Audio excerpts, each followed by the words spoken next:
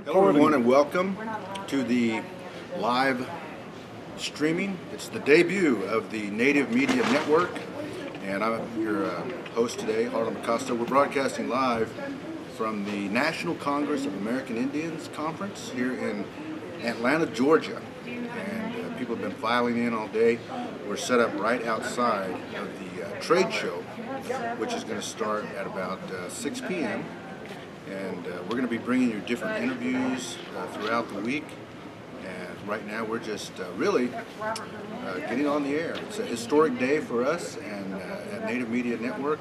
And in just a few minutes I'm going to bring in my partner, Harmon, Houghton, who's Clear Light Publishing, Indian Books, Indian Country Books, Indian Country Radio. He's going to tell you all about it, what we're up to here, and tell you how you can get involved, because you guys are really going to be the ones that we are serving as far as the Native Media Network. And we're here in Atlanta, or Hotlanta as it's called, in October, late October. Doesn't really apply, but it's a great city. Got a chance to come in through the South. I mean, drove in from all the way from Santa Fe, through Oklahoma, through Arkansas, Tennessee, Mississippi, Alabama, and finally through the Talladega National Forest, all the way here to the Hyatt Regency in Atlanta, and it's the National Congress of American Indians Convention, and it's going to be going on from today, Monday, through Friday at noon. So glad you could join us, and bookmark Native Media Network. Make it one of your favorites, because we're going to be bringing you a lot of different content. It's going to be something that you guys haven't had before. We've had a huge need of it in Native America, but we're getting there, and Harmon's going to tell you a little bit about the launch. But we're really doing kind of a test run here, and we thought there'd be no better place than to start at the National Congress of American Indians. And here is can you see that? We got that, the Tribal Governance for the Next Generation, the 2014 Annual Convention and Marketplace, and of course we've got tribal leaders from all over who have traveled miles and miles. But there's the program book, and again, we're here with Native Media Network, and I'm Harlan Mckosato, and just to prove it's really me, there's my press pass, NCAI press, and I did have a peach that I wanted to show you. They grow peaches huge here in Georgia, but we are here, and they started the program, basically they started yesterday, and looks like we just lost connection, and I don't know what happened, but we're going to try to get that hooked up for you. We're back, okay, and like I say, it's a test run, and there we go. Nope. How are we doing? Are we doing all right? We're testing it out. Let's move it over. Can we do that?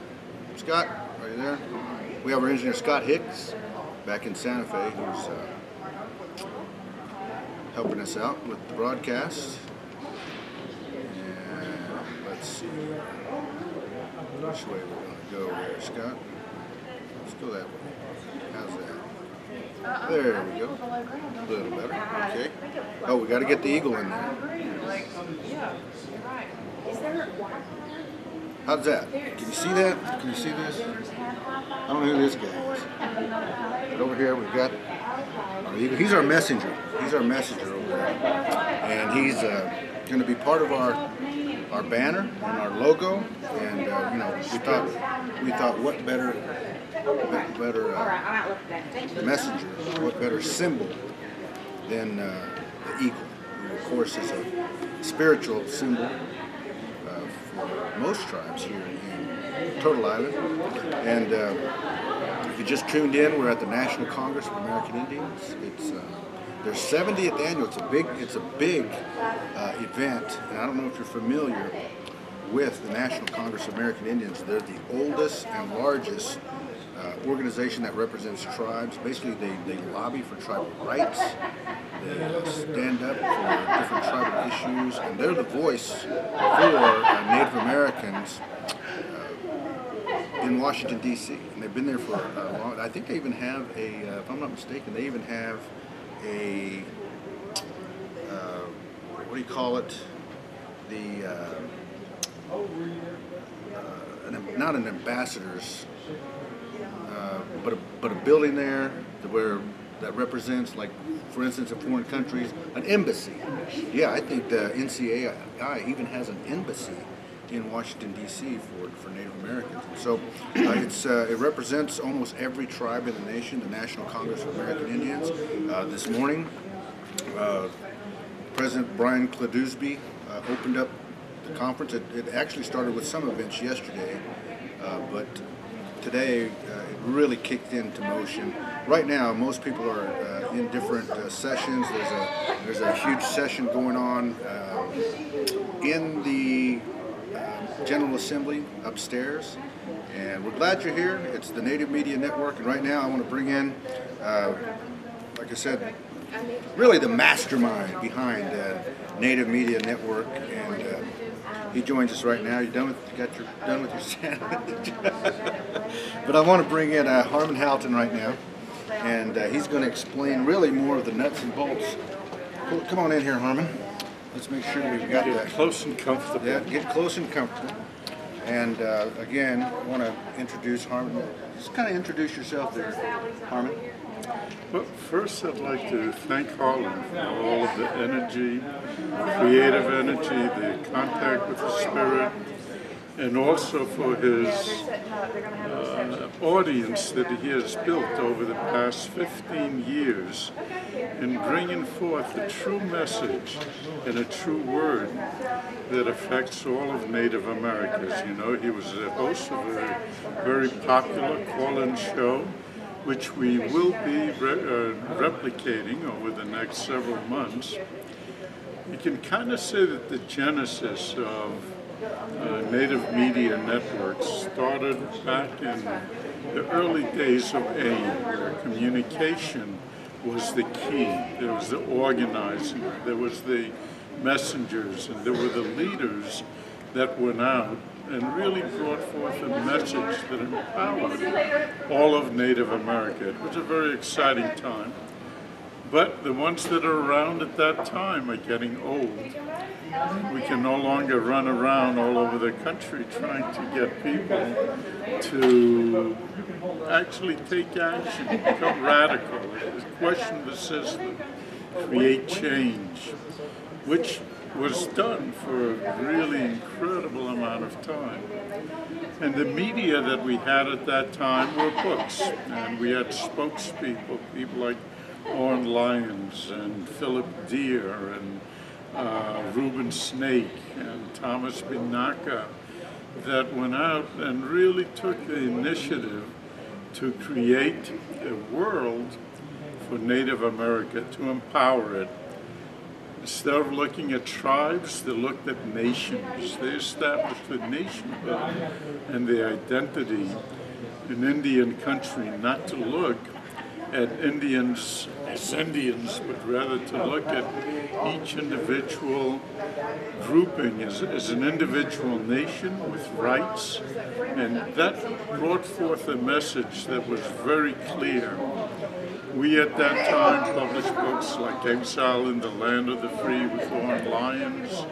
We went out to the UN, created a voice of Native America, so the UN ultimately adapted a resolution of indigenous people's rights, which is an incredible manifest honoring nature for what it has to serve as part of being the human system. You can't look at the individuals and not look at nature when you're looking at a whole system. Sustainability, which is a big issue right now, is carried on by an environmental movement, but not necessarily is bringing together all of the strength and the power It's of the people that own this land, the people that are the natural caretakers of this land. We're in many ways, as Anglos visitors, that will never be at ease until we recognize the true sovereignty of the original people, the first people that were here. So we kept on publishing books and pushing issues and really looking at a support level to bring a message out to a mass media. And we were just a little cog in a big wheel. Everybody kind of had a message, everybody went out. And it worked for many, many years, but as you all know, technology has changed everything when it comes to media, in learning, in education, in literacy. The young kids, the millennia kids, really are looking at a cell phone, and this is their link to the world. They are no longer going out on marches, but rather not just the young ones. It's the big ones, I'm no spring the old chicken. fogies over here. That's very true. But it has to be acknowledged as well in the responsibility that we have. All of the people that were around in the 70s are pushing their 60s now, and we have to look at a new generation that's going to pick up the mantle, be an activist, not be afraid of what they say, not afraid of making a mistake, not afraid of getting your head knocked in, because ultimately the purpose and the motivation is what really counts. And I know it has enriched my life getting chased by cops in DC and having, an outlet that kind of guided the longest walk, the whole history that we hope to be able to recreate on our new channel, Native Media Network. We're going to be doing 24/7 programming for Native America, and for those that want to learn more about Native America, there's a legacy, the faith keepers, the fire keepers, the clan mothers, the healers are all part of a matrix that make this beautiful country what it is. And we hope to be a part of it over the next years. We're building programming. Harlan has been a warrior in this all his life and has established not only the credentials but also the ability to communicate to people, something that very few people have, to make a presence and to make a change. For myself, I'll be working on the technical parts of it, the publishing parts of it. We have a whole matrix of services that we're going to be going, and also provide content that is relevant to the interviews that we're doing, relevant to the features that we're doing, and relevant to all of the people that come onto our network. We have the publishing program. Right now, we will have very shortly some 12,000 books that will be available for anyone to purchase through our network. This way you don't have to go into this amorphous Amazon, but you can support the community that we're in, because we're not going to be keeping the money. The money is going to go into literacy programs, it's going to go into sponsoring programs. We're going to be having mentoring programs for kids to be able to learn, kids of all ages, to express themselves through the word, both verbally as well as written, as well as video and media. We have a big learning curve to do over here. And what our goal is, what our objective is, to bring together all of this new media, the texting, the Facebook, the tweeters, the videos, into a cultural presence for Native American, not for as a one-shot project that gets funded and then goes off the air.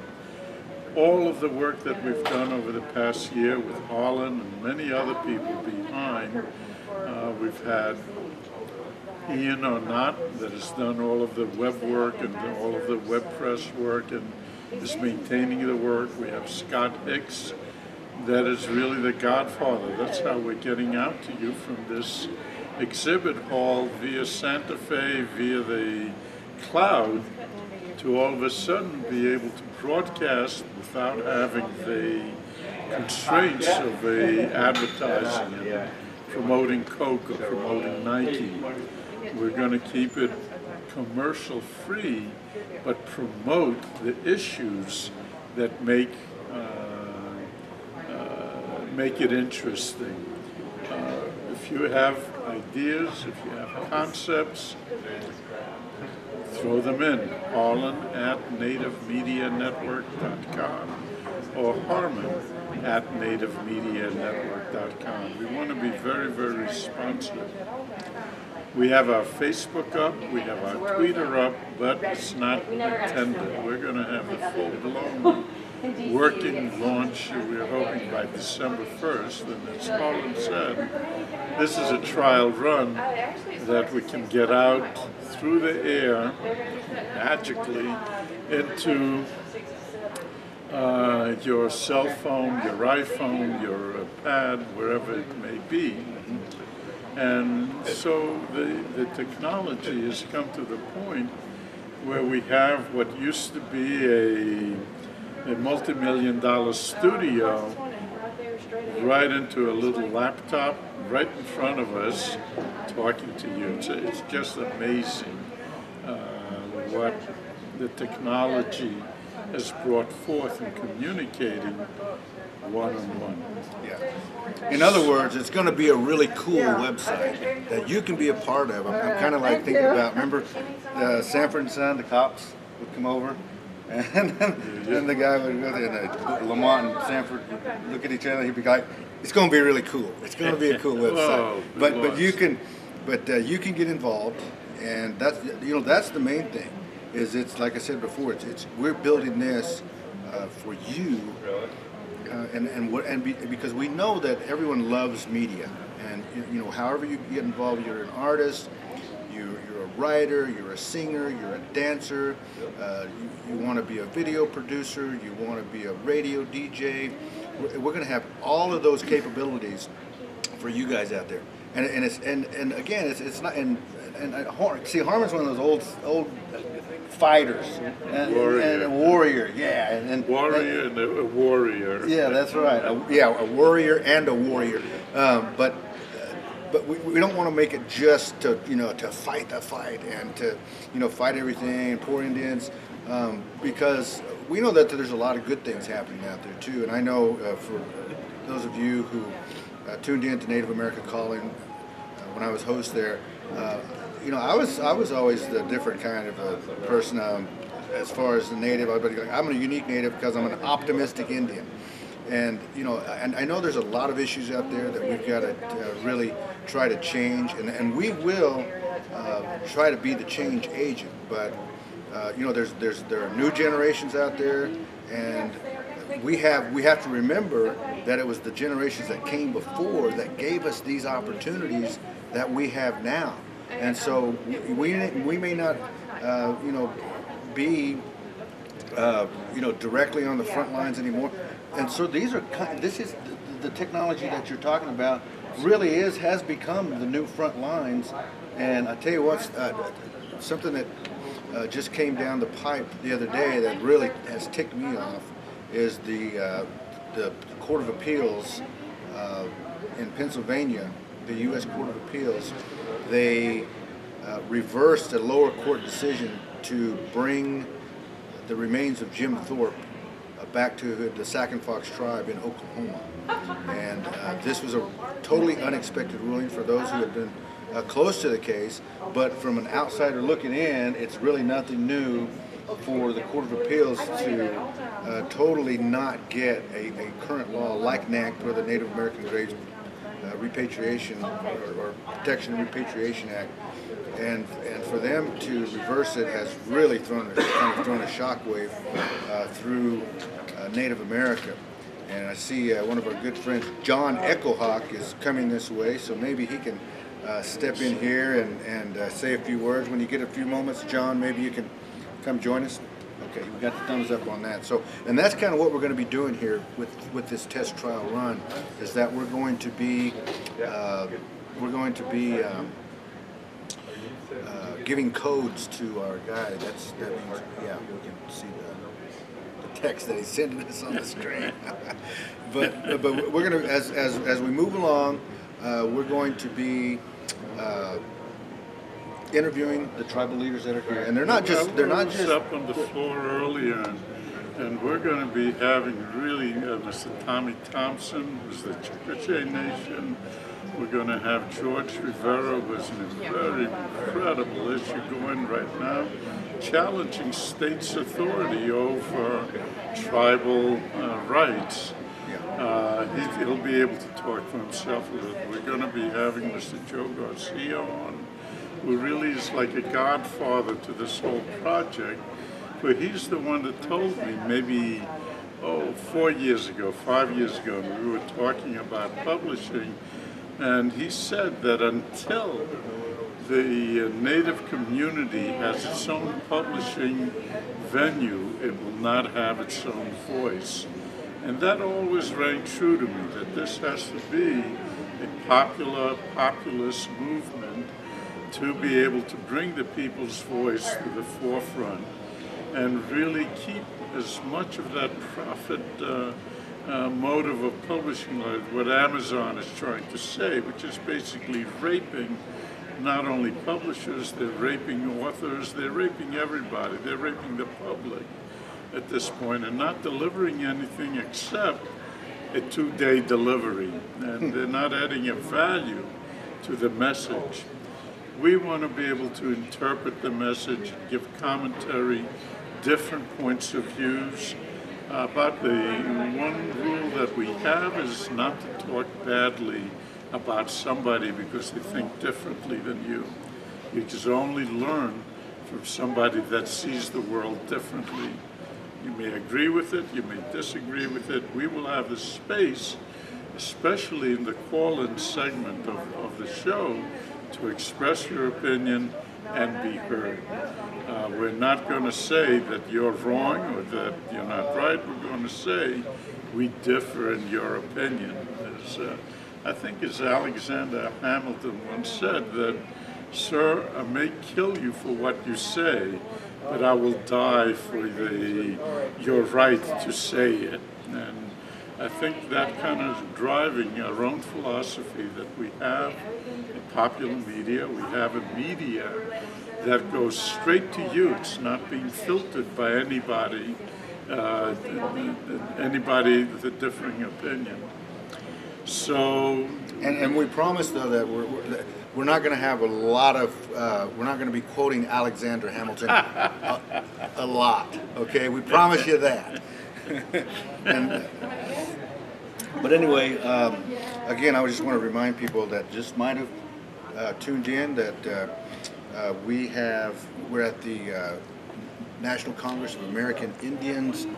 Tribal governance for the next generation is the theme here. Tribal governance for the next generation, and we're here in Atlanta, Georgia. It was a long drive across country from Sanford, but we got to see a lot of beautiful places along the way. We stopped at Harlan's ancestral home in Oklahoma. Whoa, what beautiful country there. And the strength of the land there. By a river, you could actually see the deer tracks and all of the animal tracks. I saw a frog jumping around that I had not seen in a three-legged frog. 5 years. Yeah. And there's so many facets of Indian America that can only enrich everybody, whether you're Indian or non-Indian, it all works. Okay. Harmon, thanks for joining us. We have first distinguished guest heading this way.